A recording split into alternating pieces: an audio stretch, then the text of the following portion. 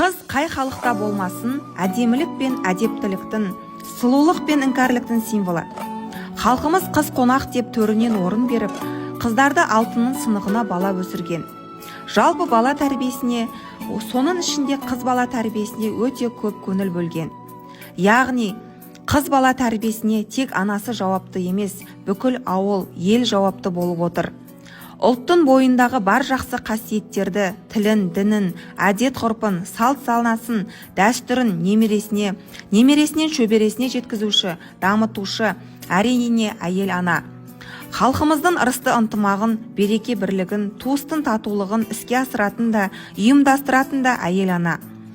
Қазақ гүл өссе жердің көркі, қыз өссе елдің көркі деп бекер айтпаған. Бабаларымыз қызды гүлге теңеп, әдеміліктің, әсемдіктің символы санаған. Қыздарды әдемілік, әдемнің сұлулығын көзбен көре, жанмен түсіне білуге, сұлулық сырын тілмен жеткізе, көңілге тоқи білуге, зерделі болуға, қазақ қызының бойындағы дәстүрімізге сай әдемілік, инабаттылық, көріктілік, ептілік сияқты жан-жақты ұлттық асық қасиеттерді бойына сіңіріп тәрбиелейтін ана өмірдің шуағы атты тұрақты кітап көрмесін ұйымдастырды.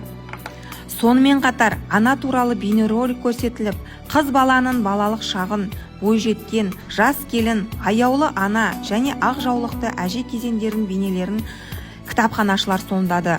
Бұл көрме оқырмандарға бір апта бойы ұсынылып, кітапханашылар қыз, әже, апа рөлінде оқырмандарға қызмет көрсетті.